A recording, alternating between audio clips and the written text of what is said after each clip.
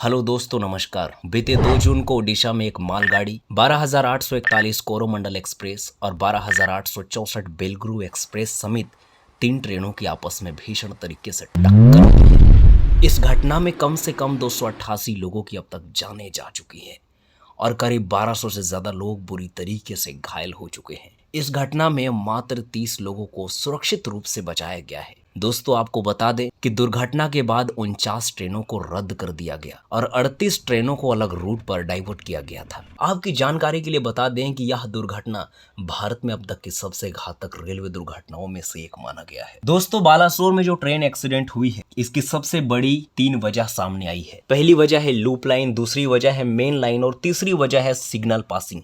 Signal passing को आप सबसे बड़ी वजह मान सकते हैं और ऐसा मैं इसलिए बोल रहा हूं क्योंकि जैसे कि आप देख पा रहे होंगे कि एक ट्रेन लूप लाइन में पहले से ही खड़ी है, मालगाड़ी है जो पहले से खड़ी है और पीछे से कोरोमंडल एक्सप्रेस अपने फुल स्पीड में आती है और मालगाड़ी को टक्कर मार देती है और इन दोनों के टकराव के कारण इनके कोचेस जो हैं वो पटरी पर आ जाती है और इनके पीछे से एक पैसेंजर ट्रेन आती है और इनके कोचेस से वो भी टकरा जाती है। दोस्तों, जैसे कि आपने एनिमेशन में देखा कि किस तरीके से 3 ट्रेनें आपस में टकरा जाती है, जिसकी वजह से इतना बड़ा हादसा हो जाता है और कितने लोगों की जानें चली जाती है। दोस्तों, बालासोर में जो ट्रेन एक्सीडेंट हुई है, इस मेजर एक्सीडेंट को हित में रखते हुए इंडियन गवर्नमेंट ने जिस हिसाब से एक्शन ली है वो काबिलिए तारीफ है। जिस जगह पर एक्सीडेंट हुई थी वहां के स्थानीय लोगों ने भी अपनी इंसानियत दिखाते हुए रात भर लोगों को रेस्क्यू किया, जिसकी वजह से कई लोगों की जानें बचाई जा सकी। दोस्तों, आपको बताते चलें कि देश के प्रधानमंत्री नरेंद्र मोदी जी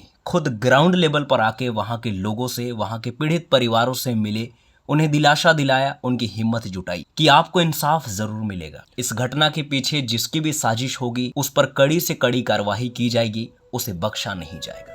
दोस्तों, आपको बताते चलें कि बालासोर में हुए इस ट्रेन हादसे की वजह से कई लोगों ने अपने शरीर के कुछ अंग खो दिए, कई परिवार वालों ने अपने घर के कुछ सदस्यों को खो दिया और कई ऐसे भी शख्स निकले जिन्होंने इस एक्सीडेंट की वजह से जीने की उम्मीद खो दी। लेकिन आपको एक बात जानकर हैरानी होगी कि सियासत में बैठे लोगों को इस एक्सीडेंट की वजह से बहुत ज्यादा मुनाफा हुआ है। और दोस्तों, ये कुछ लोग हैं, गिने चुने हैं, और ये वो लोग हैं जो बीजेपी के विरोधी हैं। इनका ऐसा मानना है कि रेल मंत्री ने कोई साजिश की है, उन पर कड़ी से कड़ी कार्रवाई होनी चाहिए, उन्हें सजा मिलनी चाहिए और सजा के तौर पर उन्हें अपनी पद की इस्तीफा देनी होगी। दोस्तों, बीजेपी विरोधियों के द्वारा जिनकी पद के इस्तीफा की मांग की जा रही है उनका नाम है अश्विनी वैष्णव जी। फिलहाल वो रेल मंत्री में कार्यरत हैं। दोस्तों, आपको बताते चले कि जिस वक्त से एक्सीडेंट हुई है तब से लेकर अब तक वो दिन रात कड़ी मेहनत कर रहे हैं और चीजों को हैंडल करने में उनका बहुत बड़ा योगदान रहा है। लेकिन इसके बावजूद भी कुछ लोगों का ऐसा मानना है कि फिलहाल उन्हें जितना जल्दी हो सके अपने पद से इस्तीफा दे देनी चाहिए और किसी नए मंत्री को उनके जगह पर बैठना चाहिए। लेकिन क्या दोस्तों इसकी वजह से इस प्रॉब्लम का सॉल्यूशन निकल पाएगा क्या?